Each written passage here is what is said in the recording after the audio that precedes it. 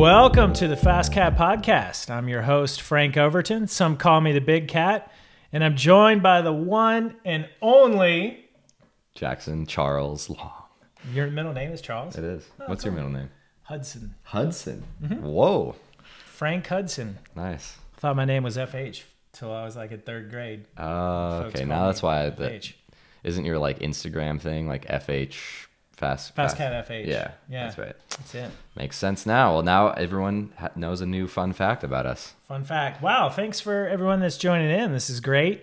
This is an evolution of our live podcast from Facebook. We're just bringing it over to YouTube. We think we'll get a better audience and be able to share this with a broader amount of people.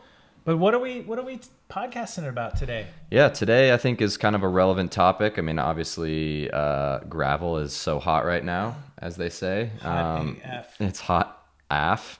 And so we're going to talk a little bit about kind of breaking down gravel racing, analyzing, what to look for in, post-race analysis with gravel rides and races, and then just kind of talk about, I think it's the four main kind of pillars of a successful gravel race and how to prepare a little bit. And I know we've talked about this before, but we just sort of wanted to dig into this topic a little bit more because it was a coaching client generated sort of idea. And it's just, I think, important to keep talking about because it's, we get a ton of questions about it. It's a common struggle. But before we do the podcast, we have to talk about the new forum. Oh, yeah. Very exciting. Yes, everyone, we have a new forum. It's forum.fascatcoaching.com, and it's open to the public. It is a place where you can ask a training question.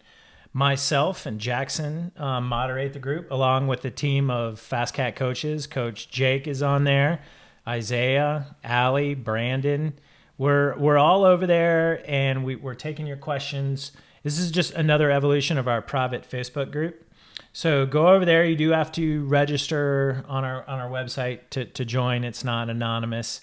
And there's some good discussions going on over there. Brandon just posted a how to bunny hop video. There's questions about what to do if you have to go on vacation with your training plan. Someone was sharing the book Good to Go by Christy Ashwandon and thoughts on that. So head on over there, forum.fastcatcoaching.com, and look forward to seeing y'all over there. Yeah, it's super clean. It's kind of broken down into multiple categories. So we got gravel and cyclocross and nutrition and all sorts of good stuff. So it kind of helps to keep it more organized and segmented.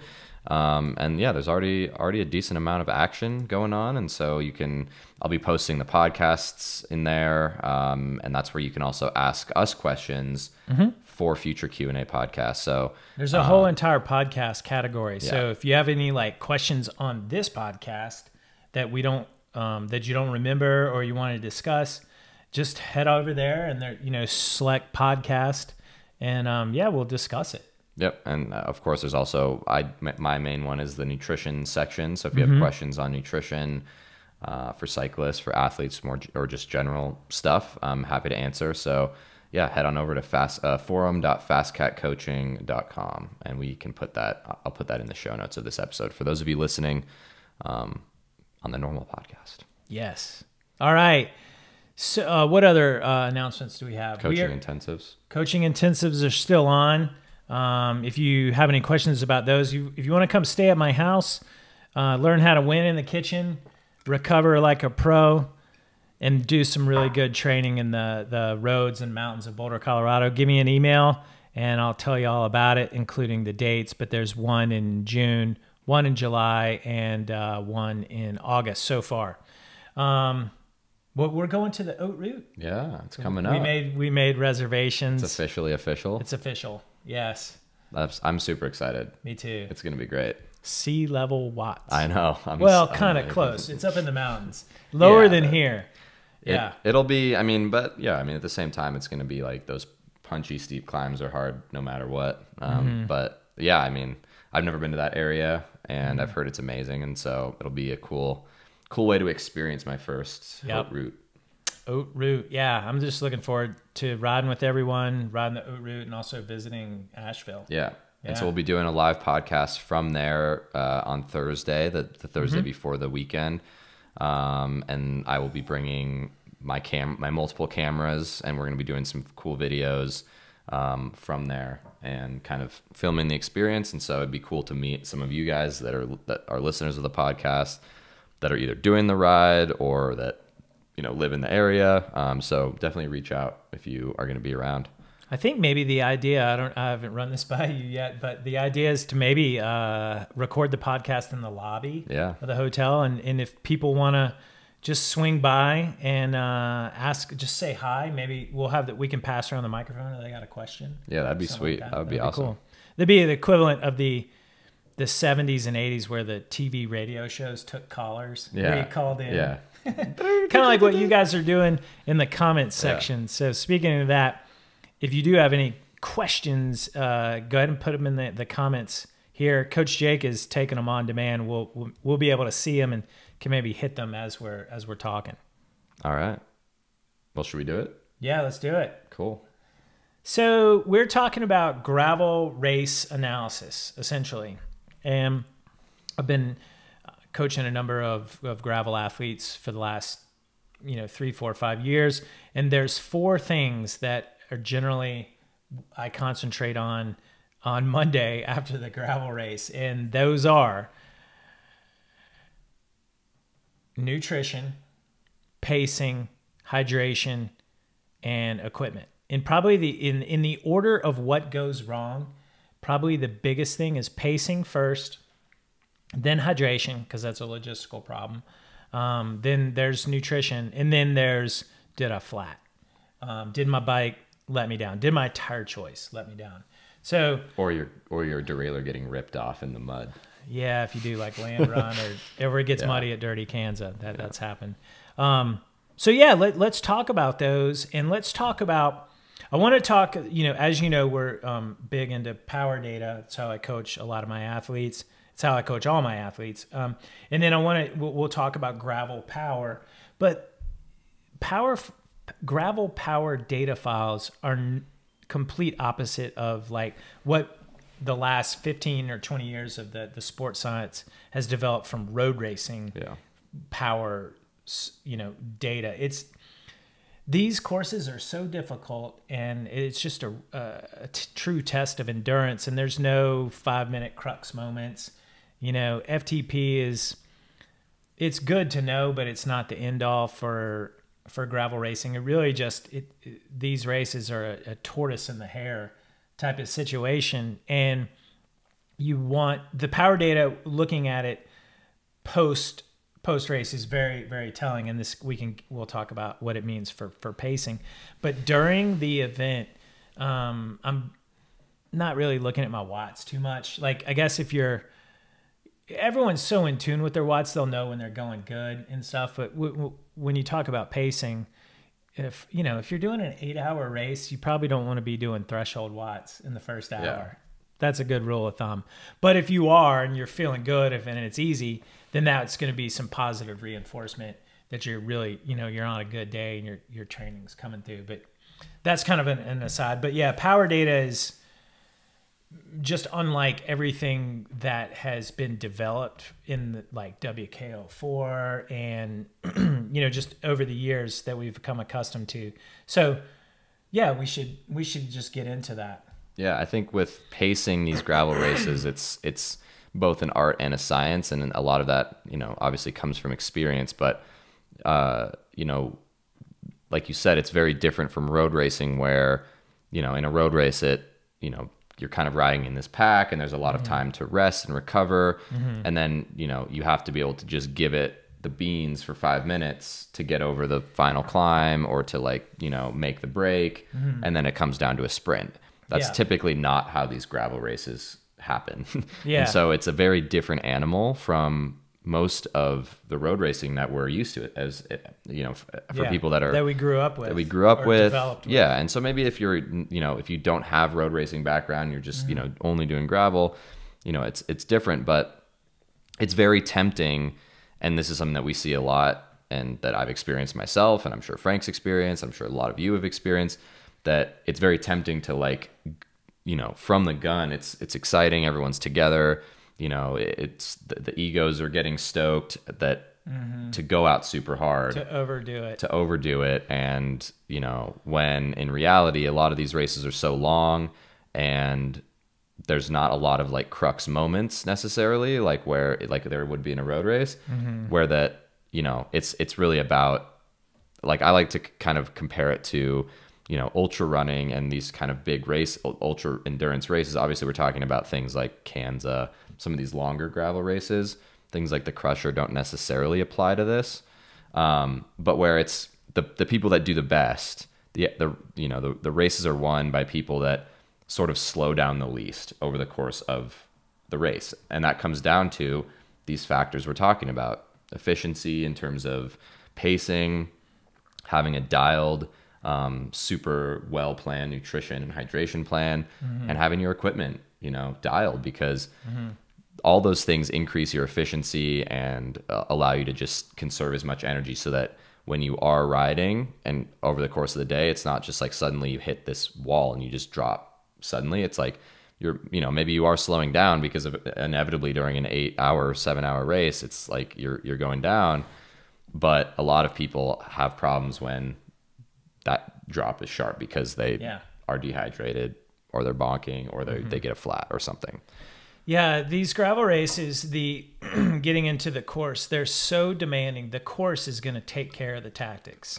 And unlike a road race where there's opportunities to sit in the pack, draft, conserve your energy, in these gravel races, you can draft and you can kind of sit in, but this course is not going to pedal itself. And you generally, even when the pack is riding the fastest they can over the course. So it's completely different. Generally, athletes are going to be doing tempo to sweet spot watts at any one point of the course.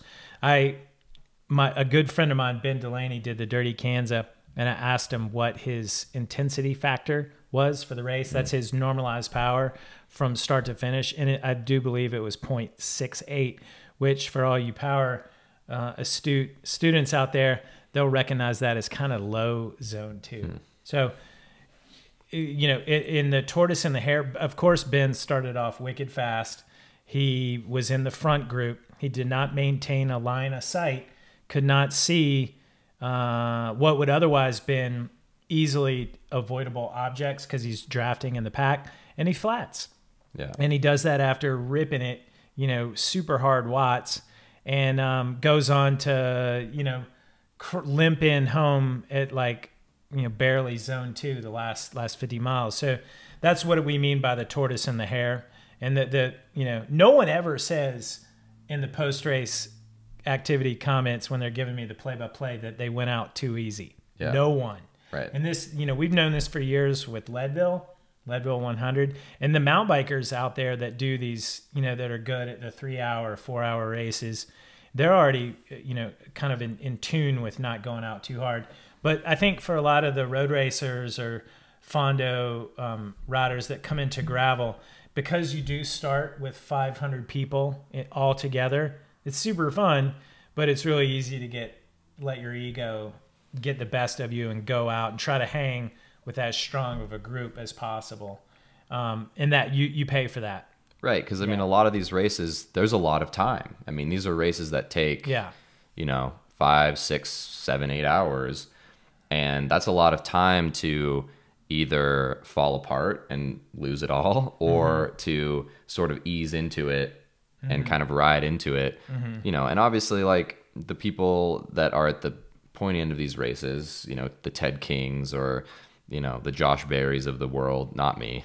But like those kind of guys, like, they can handle doing it because it's like their job, like they are used to doing that, so like Taylor Finney or these EF guys that are going to be at Kansas, that's literally their job. That. Like they're going out there and they can handle like giving it the beans for 8 hours because that's, they're ready for that.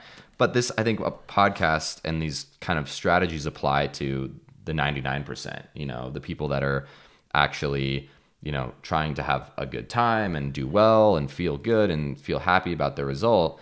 And so it's very tempting to, and I mean, I've made this mistake many, many times in road races and in gravel races, that there's so much excitement happening, right at the beginning of the race. And, you end up, burning too many matches at the start, and someone asked about Rebecca's Private Idaho, talking about, the pacing for that and like the demands of that race. And, for those of you that haven't done it, it's like 100-mile race, gravel race. And in the first like 30 minutes of the race, there's like a 15 or 20 minute long climb that's pretty hard, pretty steep, and it's all together. And so it's really tempting to just like go as hard as you can. Yep. And what happened to me this year or this past year is like I was with the front group going up the climb basically at threshold, and inevitably later on in the race I blew up, because it's just like you feel good in that moment because you're fresh, but then you pay for it later. Right. So with the ego and the pacing and the power, a lot of it comes down to the course. If there's a selective part of the course in the first hour of the race, everyone can ride that at the threshold watts. You have to ask yourself, what do I gain by doing so? What do I not really gain? If you're doing this climb and you're already by yourself, just get into your pace. Right. That for the most part, that's going to be tempo and sweet spot. If you're in the front group or in a really good group, ask yourself, what is getting in this group gain me? So for a race like Rebecca's Private Idaho, you come over that climb, you're in a good group, that's your train, to pull you along, to establish a gap from everyone that have made the selection behind you. Same way with the Almanzo 100 in Minnesota, 20-minute climb right off the bat, but there's the next 80 miles are flat. So you go wicked hard on that first 20 minutes, but then you get in a good group, and that's pretty much where you'll finish as long as you eat and drink and don't flat. So, but on other races like a Crusher, like 1 hour long right off the get-go, what does making the front group get you? And Jackson's got a story about this, and for 90% of, I think most of the athletes that I've worked with, and I think that might be listening, you're already racing at your own pace. So at that point, you want to settle in to like tempo and sweet spot watts. And so, but those are for races with climbing. There's plenty of races that aren't climbing. Like if anyone out there wants to share with us their intensity factor from the Dirty Kanza, go ahead and like post that in the comments, either live now or afterwards. I doubt many people are doing the Dirty Kanza greater than 0.8, which is like tempo watts. Yeah. Like I'm looking at a file from the Bootlegger 100 right now, race in Western North Carolina this past Saturday. The athlete had an IF of 0.78, so that was really good, nicely paced, and his finishing time was 8 hours 9 minutes. And 106 miles, 11,500 feet of climbing. And, wisely so on the first climb, he held back and, kept it tempo and sweet spot watts up the first two big climbs. And then after that, there was even a bigger climb, which you got to get up to the top of, an hour-long climb. So, again, back to the tortoise and the hare, and no one ever says I went out too easy. And in this race, and everyone since everyone's kind of relating gravel racing to themselves, everyone finishes crippled. Yeah. Like everyone's watts go down. And so really it's just like what Jackson's saying is like, how less of your watts can you go down? And that just comes from doing long rides, in that we talk about in our gravel simulation. Right, because again, in like a road race scenario, it's about conserving as much energy as possible for the last, hour of the race, where you can make the selection over the last climb, so that but still have some left in the tank to sprint. Right. Because, I mean, I think it's probably super rare to see many of these gravel races coming down to a sprint. I mean, I think, And you know, even if so, it's between one other yeah, person. and it's like a sad looking sprint because everyone's so gassed, you know? And you've already decided the race. Yeah. You're just finishing up the details at that point. yeah. And so it's like, you know, you have to be able to measure that effort. You know, you're going to have a much better day if you conserve that energy over the course of the day rather than, you know, just kind of like banking everything on the sprint, I guess. So it's a tough balance, but it comes from experience. And I think, again, like you said, that's where the gravel simulation rides come in to play for all of these factors. But with pacing, like, you know, I think, like I talked about, I think in a couple podcasts ago, where sort of my biggest regret about going into the Crusher was that in those gravel simulation rides, I wish that I had paced it a little bit differently so I could have felt what it felt like to be at that limit but still have an hour left in the race and a big climb left or something like that. Because it's very easy to, like, you know, feel super good on the first climb and then just kind of like, you know, everyone feels good on the first climb, and they feel so good that they go too hard, and then you pay for that 4 hours later, 5 hours later. Yeah. Thus the tortoise and the hare. And, you know, when you do your simulation rides, that's when you can really nail your pacing. It's like, okay, I want to do tempo watts for the first hour. Even though I feel great, then you want to try to maybe do tempo watts in the 6th hour. Yeah. That would be like an incredible training ride, right, you know, if you're able to do that. So gravel racing is not so much about threshold, you know, max 20-minute power, things like that. It's really just the diesel. Should we move on to hydration? Yeah, let's do it. Yeah. So after pacing, the second of our 4 that trips athletes up is hydration. And the reason why, everyone knows they need to drink, it's logistics. And we've podcasted on this before. You can bring all of your nutrition in your back pocket, but you cannot bring all of your hydration. So this is a hydration strategy. This is what you got to figure out. And me as a coach, I'm a big fan of hydration packs, hydration bladders, because you're carrying it with you. You got that nozzle. It holds 100 ounces, and you can slurp off of that. You don't. It's last week, 2 weeks ago, we talked about one-handed nutrition, two-handed nutrition. With a hydration pack, it's no-handed nutrition. Well, hydration. Yeah. But the other, so I think you got to figure out when you do your races, is this a hydration pack race or is this a bottle race? And if it's a bottle race, you want to look at where you're getting. Most guys can bring 3 bottles. Yeah. 2 on the frame, 1 in the back pocket. So that's, let's call that 60 ounces. Well, that's good for about 90 minutes of gravel racing. You got 6 hours. So where are you going to get your hydration after that? What happens? This is a good equipment one. You know, what happens if your bottle ejects Very common. off your bike? Very common. If you at any of these gravel races, you'll see it's a likely thing. It's a graveyard for bottles. That's why I have steel cages on my gravel bike and not carbon cages, because those steel cages you can bend so that it fits that bottle super tight. Yeah. You can get them for $7 at your local bike shop. They're a little bit heavier, but they hold that bottle a lot tighter than a $50 like carbon thing. That's silly. But so you have to ask, where after the first 90 minutes, where are you getting your hydration?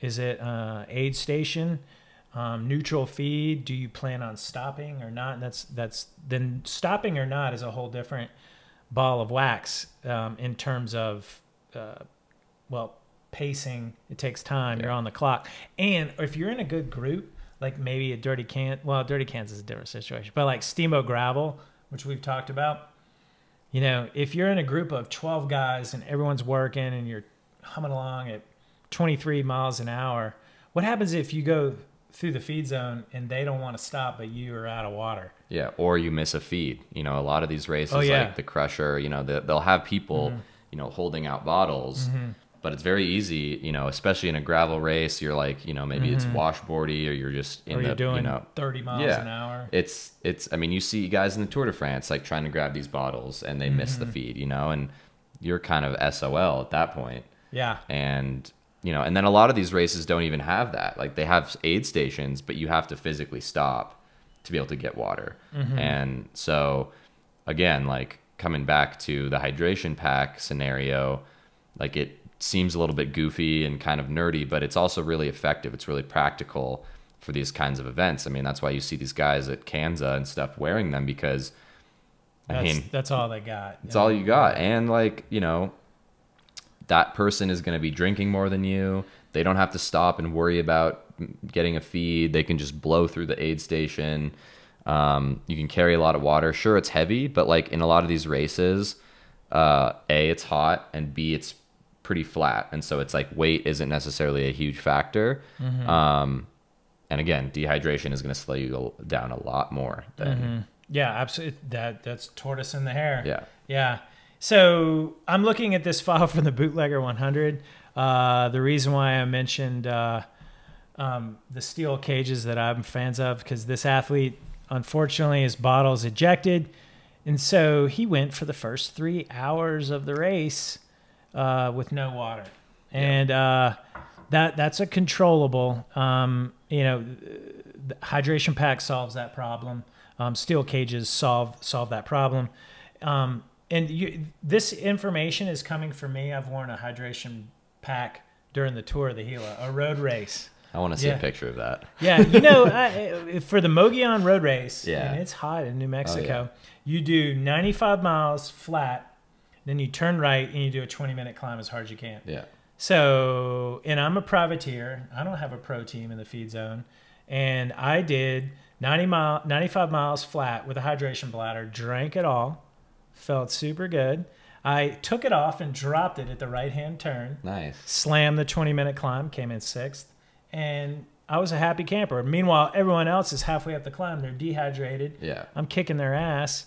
And they did the race on like 2 or 3 water bottles. Yeah. So I've also done Super Week with hydration pack. Wow. Yeah. Crit racing with the... Not the crits, the road courses. Oh, okay. It's so hot in Wisconsin in the summer.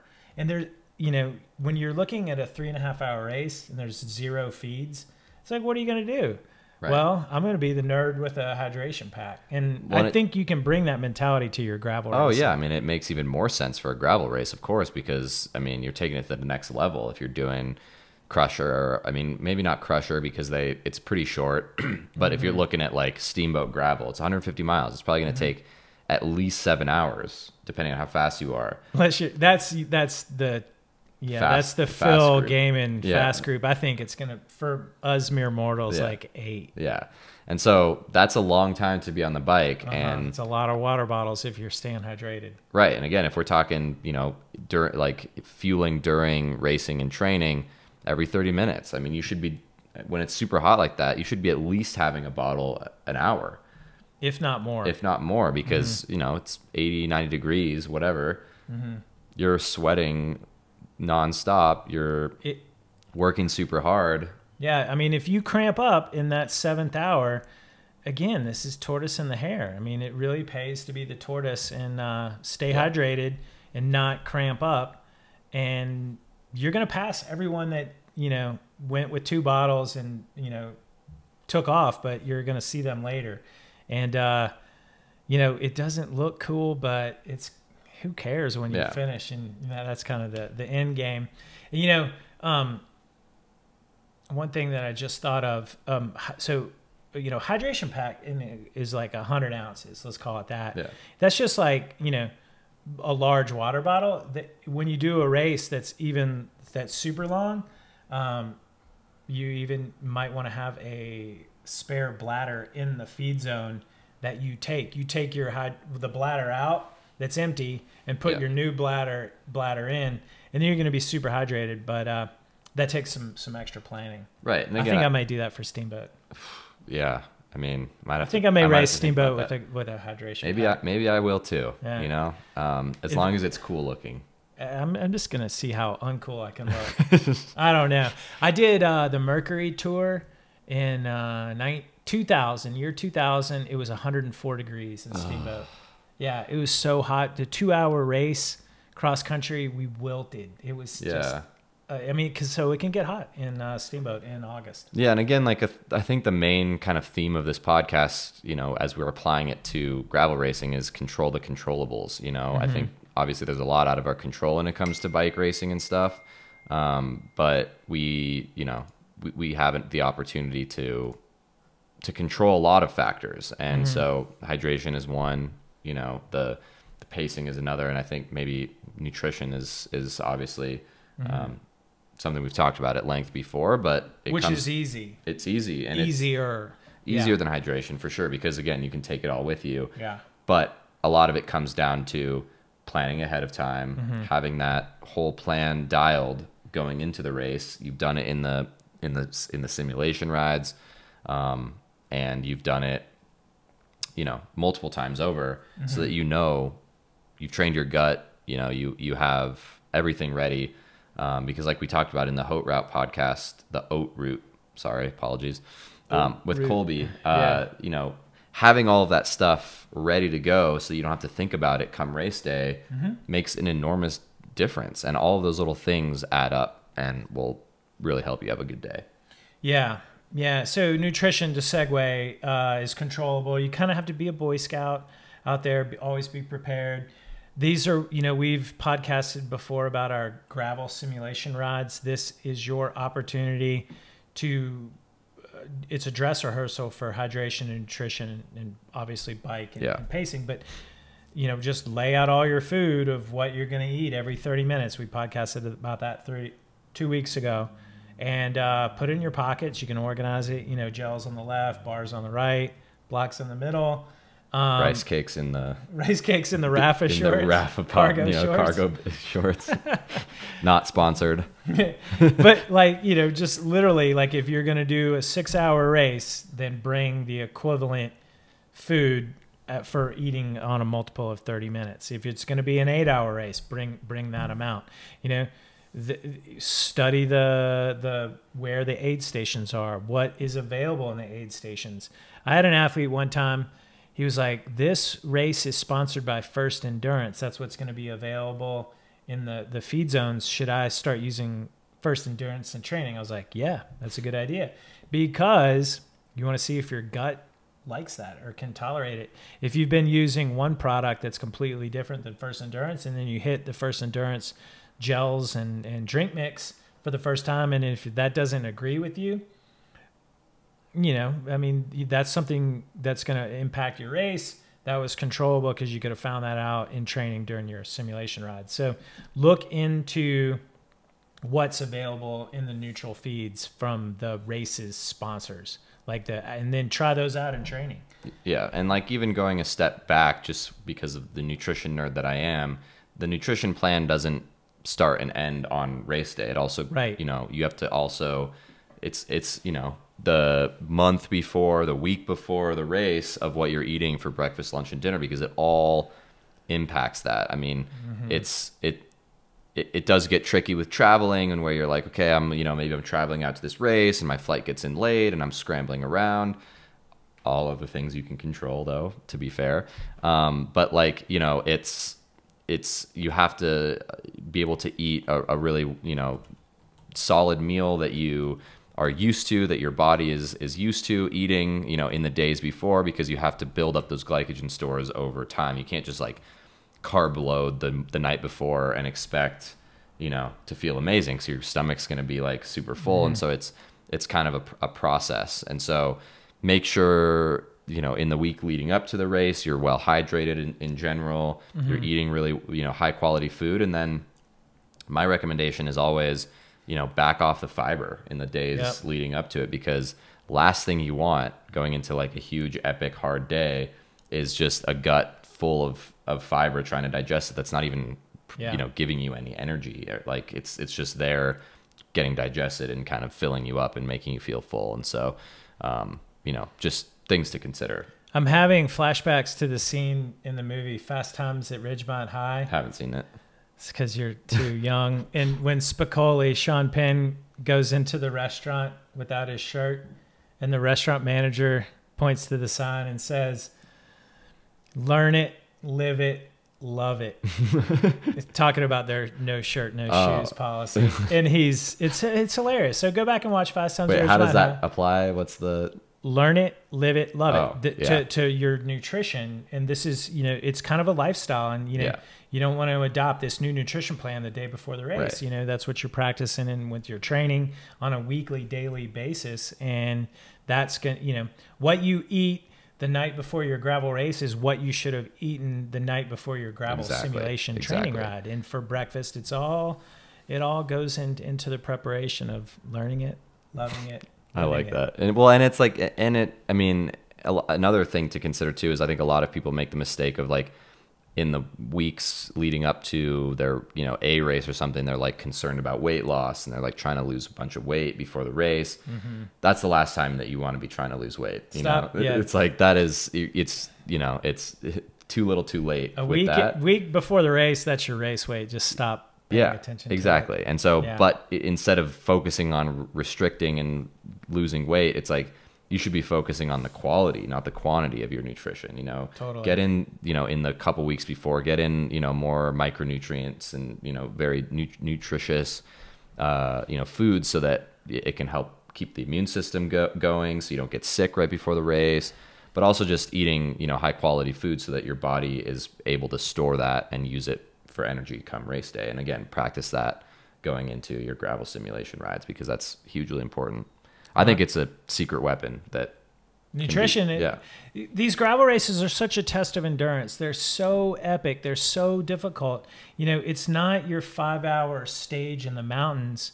Those guys make it look easy, but when they kill it on the calls, but they're riding easy in the valley. Yeah. There's no such thing as that in gravel racing. You don't ride easy on the flat. You're going as hard as you can. It's literally, like I was telling an athlete this morning, think of your 20-minute field test and extend that out to 5 or 6 hours. That's really what it is. And it's how much you can eat and drink during. And survive. I mean, it's a war of attrition out there. Yeah. And the people that win that war are the ones who are the most prepared and the most, they're slowing down the least compared to everyone else because of their nutrition plan. They're staying hydrated. They're being as efficient as possible. All of that. So we have a question from the YouTube crowd. Thanks a lot. I want to, before we go on to getting into equipment and what you can take away from your race, our fourth item, it asks, gravel aero bars or not, is there a benefit? Okay, so yes, there is a benefit in getting more aero if you're going over 17 miles an hour. Why? Well, under 17 miles an hour, the wind resistance and the speed is not enough that bending over and getting into a lower frontal area will help you increase your time. But when you're going over 17 miles an hour, when you're going 20 miles an hour, the wind speed is fast enough so that if you can decrease the hole that you punch in the wind, you will go faster. So thus the conundrum. So and I know this from time trialing as a roadie, and the question was, stay in your hoods or on your drops. And the consensus is when you are on a climb and your speed drops below 17 miles an hour, there's no longer an aero benefit. So therefore you get out on the hoods. Where you're more comfortable. Yeah, where you can get more torque as you pull up on the bars to deliver more power to the bike uphill. That's when you come out on the hoods. But when you're over 18, like if you're riding up Left-Hand Canyon, for those of you that are familiar with that in Boulder, Colorado, that is a climb that you can maintain greater than 17 miles an hour. And that's why you want to stay in your aero bars. So for a race like Dirty Kansas with the average speed over 20 miles an hour or getting close, there's a huge aero benefit. And it's no different than a Tour de France time trial. It's the same physics. I will add to that there is also a safety factor there. Because a lot of these gravel races are technical. Maybe there's washboards. You're in a group. You're tired. There's no brakes on there. There's no, unless you have some sort of fancy TT wireless E-tap gravel bike aero bar setup, you can't shift gears. And so like if you have that on your gravel bike, I'm sorry. You just go home. No. Yeah. But like it's so if you're in that aero position, you're very vulnerable for Right. You have very little control and handling over the bike. This has to be when you're alone. Alone. Never in the group. On a flat, pretty safe stretch of road. Certainly not in turns or loose chunk thunder. It's right. got to I can be, barely keep my hands on the bars in a normal bike's setups right. in some areas of these gravel races. Honestly, that's why I like the Eddie Merckx position down in the drops. I mean, you're getting pretty aero there. Yeah. Which is, I think, will suffice. I mean, only on these. The reason why it's been popularized in the Dirty Kanza is, flat terrain, a lot of straightaways, and the gravel's consistent, and you can get in an aero position and benefit from it. But for most of the gravel races we're talking about that are under 17 miles an hour on the climbs with very technical descents and inconsistent road, I don't really see a benefit. And definitely never in a pack. That's sometimes we'll do group rides here in town, and once in a while there'll be like a time trialist or a multi-sport athlete joins in, and it's fun as long as you don't get in the aero bars. Right, because it's it's a hazard to others. It's easy to get into the washboards or something and get bounced over and overlap wheels and crash some people out. And so that's a nice segue into equipment. Yeah. Okay, so equipment. So we kind of already talked about steel water bottle cages. The biggest thing that I see when we're breaking down a race afterwards is, did you flat or not? Again, tortoise in the hare. Flatting is the hare. Not flatting is the tortoise. Sure, maybe the tire you chose is heavier, has a higher rolling resistance, but not flatting is faster than flatting. And so, what's an example? Like the other day, so there's a new gravel series coming out called the Roll Massif. I referenced my friend Ben Delaney. He was the guy that did 0.68 for the DK as an intensity factor. That's his new job. They're putting on the Wild Horse Gravel. It's May 11th, coming up in the western slope of Colorado. I just asked him the other day, what's the tire choice? And the recommendation, I would just want everyone to know out there, is about 38s, because there are portions of the course where it's going to get real out there, and flatting when it's real is going to be way slower than running a 38. If you choose a 32 millimeter for 90% of the course, but you flat on that 10% of the course that is risky, now you're the hare, and those tortoises are going to zoom past you while you're changing your flat, if you're able to change it. Yeah, I mean, you're losing a lot more time changing a flat than you are losing it with, like you said, with the rolling resistance or the added weight. And obviously weight is an important factor in a lot of these gravel races, especially something like the Crusher or some of these really climby races. Yeah. But again, a lot of that comes from winning in the kitchen. A lot of that comes from the frame that you're using, and but you really don't want to skimp or sacrifice that tire strength, because I mean, you see any of these gravel races, you just see people on the sides of the road constantly, because they flat, they have some sort of, or even if they have the right tire, they're still running a super worn tire that they've been training on for months. It's you're paying this money, you're taking this time, you're doing all this training, you're getting a coach, you're doing all this effort to prepare for this race. Least you can do is spend an extra $100 on a pair of new tires for the race. Yeah, I think that's a really important thing. It's for the Crusher last year, I put on a brand new pair of tires, had zero issues, and I think, no, keep going with your thing, but I want to talk about tire choice, and the Crusher's a great one to relate it to. For sure. I mean, I think because a lot of these races, there's such a wide variety of equipment choices that you can do. Can you do it on a road bike with fat tires, or fatter than a road tire, but get by with the lightest, fastest machine possible? A perfect example of that is Ben King multiple years ago. I was going to mention him. He was on a road bike and with road tires, and he flatted 5 times or something.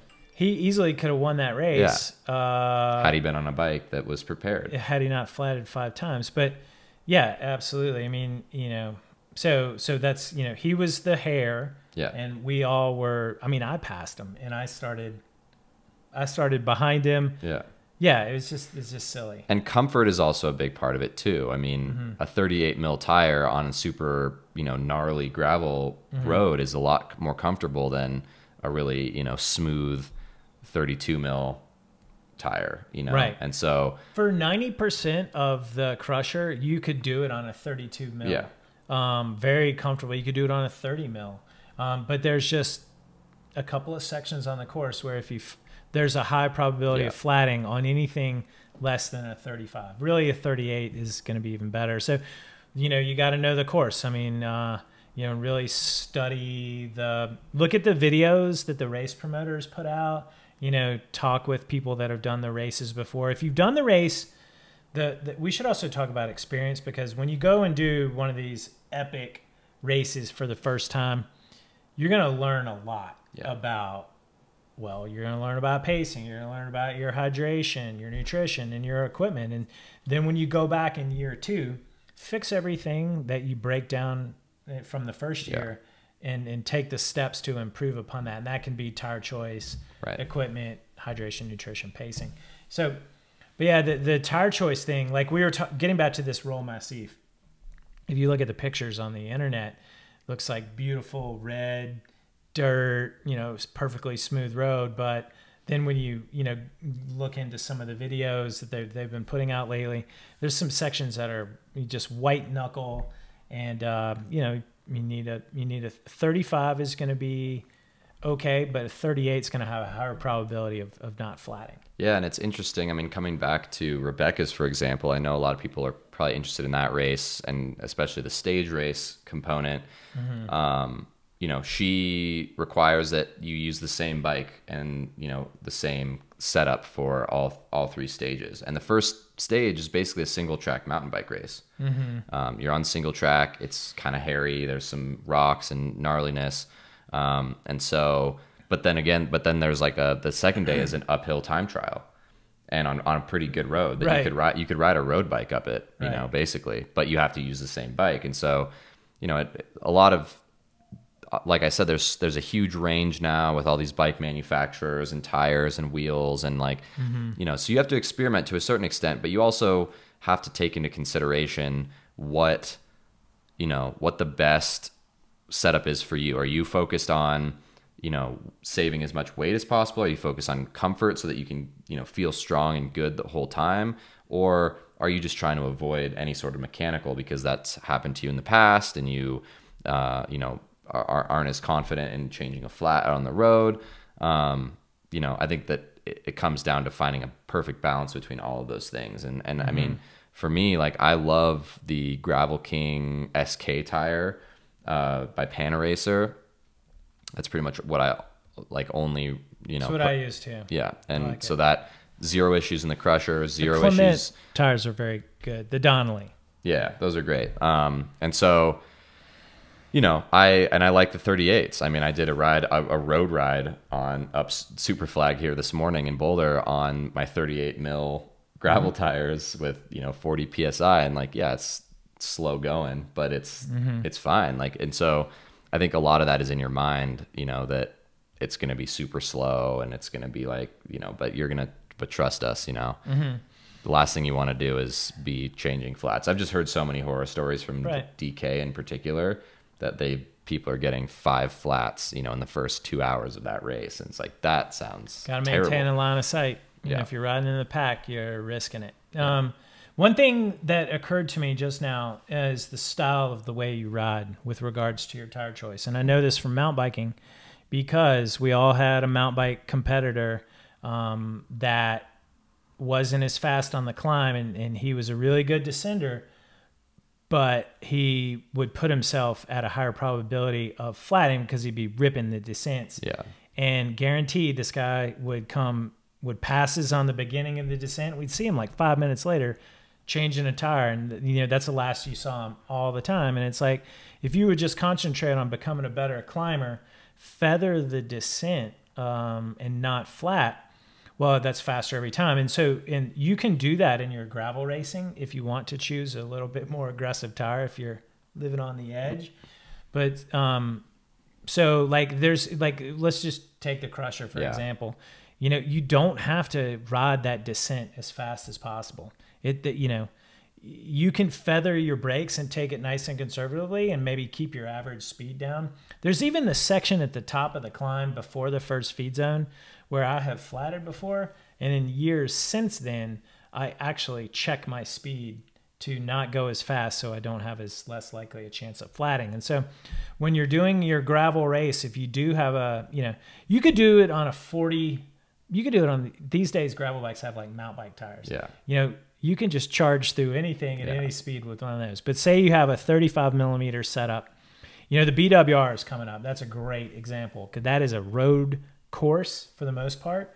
There is some gravel, but there's some technical single track littered with rocks where you are going to flat if you run a 30 millimeter. But actually that's kind of the tire choice du jour, so to speak. And what you have to do is just ride slowly on those descents and check your ego, kind of pick your way through that part, guaranteed to not flat.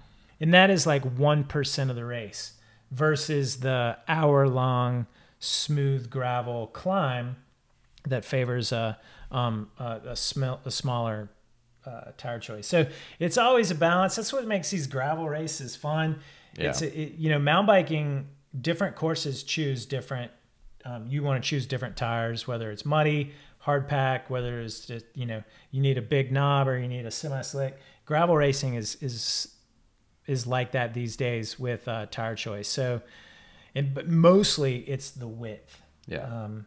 Yeah. And it's like a lot of these, you know, well, like Burke says, you know, about the Crusher, that like you know, the race isn't going to be won on the descent of the Col de Crush, but it can be lost. And I mean, for me, like I got dropped on the descent from the front group because I was like, I'm going to take this chill. I've heard all these horror stories about this descent, and it's hairy for sure. But like, I mean, you are like, but you caught back up. Exactly. Yeah. So I was going to say like, I caught back up to the front group shortly after, like within, you know, a couple kilometers of the descent, if that. But I also minimize my risk of crashing. I minimize my risk of flatting. And it's also an opportunity to recover, to get a little bit of rest, because a lot of these people that are, you know, ripping these descents are white knuckling it. They're fully like, you know, gripping their handlebars super hard, and they're like pedaling through, you know, they're not relaxing and breathing and, you know, getting that extra recovery in. And so I think it's important to do that because it's literally 10 minutes of a 5-hour race. Such a small percentage of the race. And this is where mountain bikers have such an advantage, because this is kind of like mountain bike racing. When you do you win the race on the climb, not on the descent. Yeah. So tire choice. Yep. But I like to live on the edge, and that's why, you know, I think trying to run 32s at the Crusher would be a neat little experiment. Yeah. But I would feather the heck out of the descent. I would go so slow to guarantee not to flat, but I think it would be, you'd probably flat though. I don't know. It's just such a dynamic race. But the point is, the reason why I wanted to include this in the post-race breakdown is, if you flatted, you know, don't chalk it up to just bad luck. There is a reason. Yeah. Most likely, you know, did you flat because you choose a wimpy tire? Did you flat because you didn't upgrade to tubeless? You know, did you have tubes in there? Or not enough pressure? Or because you weren't paying attention, you banged into the rock? Or you're riding in the group, like what happens in the Dirty Kanza, and you didn't maintain a line of sight? Or also in the Dirty Kanza, those creek crossings, the streams, you know, they're rideable, but they're risky. There's a risk reward because you can't see what's underneath the water. And so you can bash a rock there. That's where a lot of flats are. You see people like 10 feet beyond the creek crossing changing their tire. Yeah. So these are all, you know, getting back to the Boy Scout, the tortoise and the hare, all preventable things. And control the controllables. Yeah. Control the controllables. And then a lot of times we talk about experience and going back and doing these races year after year. A lot of people are like, I want to, finish top 20, and it's year one. It's like, okay, I think that's reasonable, and maybe your fitness will get you through that, but your experience in capitalizing, like doing it 1 year for experience and doing the best as you can, and then going back the next year and putting all the experience, all the training into play, and then, cashing in on a big goal. So, like, can you go to Dirty Kansas in the first year and knock it out of the park? Chances are slim. You really got to learn from it and go back the next year. It's the way a lot of these gravel races are, because you learn so much about pacing, hydration, nutrition, and equipment. Yeah. All of which you can practice in your gravel simulation rides. It's all in your control. I mean, I think that's one of the most fun parts about cycling and being a bike racer is like, a lot of it is out of your control. I mean, people crash in front of you or whatever, but that's controllable too. Sort of. Yeah. The Croatan Buck 150 for all of those gravel racers out in North Carolina, it's flat, it's in the woods, and there are these giant water holes created by the trucks and the ATV vehicles, and they're full of water, and you can't see how deep they are. And everyone comes up to them, and at the last minute, there's a single line on either side, and everyone makes for that. And then, so there's a lot of crashes, and there's two ways to control this. It's the same way as racing in Europe. Yeah. First of all, position yourself at the front of the pack in the top 10 so you can see and anticipate when these things come up. And B is you can also back off and give yourself like a bike length or two so you can control that. But if you're up there in the scrum and you can't see, the road in front of you, that's your fault. In Europe, and when riders crash, it's not dumb luck. It's where you were riding in the pack. And riding in the pack in Europe is probably the biggest skill that you can't learn in the United States. That's why racing in Europe is very difficult for the American athletes. And that's what you pick up by getting experience there, just like you get experience in these gravel races. That was a little bit of a tangent. Yeah, no, it's good. So we have been talking for about an hour. If there's any questions in the YouTube land, let her rip. Thanks for watching. Yeah, I think this was a successful first YouTube live experiment. So far, so good. Yeah, I think so. Of course, you can subscribe if you're just listening to the audio version. You can leave us comments in on the FasCat coaching page of the podcast. And of course, our new forum, if you go over to the podcast category, drop us a note if you liked it, didn't like it, you got an additional question about gravel racing or anything in general. When we do our Q&As, this is where we'll ask you to post your questions. Well, I think that's it. Yeah I'm going to go for a ride. It's super sunny. Yeah, I went for a stupid early ride this morning just to get it out of the way, but maybe I'll have to go for another ride or something. A double. I don't know about that. I'm pretty tired. You should eat more. I know. I should eat more and probably not do super flag on full gas on 38 mil gravel tires with 40 psi. But see, you could have ridden down Chapman much faster than the roadies. I should have done that. Yes. All right. Well, thanks again, and we will catch you same time next week. So definitely subscribe to the YouTube channel. Mark your calendars. Like I did with this one, I'll put up the link in the forum so you can just like hop right in and get ready. So that's cool. But yeah, it was a good one, and hope you learned something. Good luck in your gravel racing, and let us know how they go. Yep. All right. Peace out. Bye.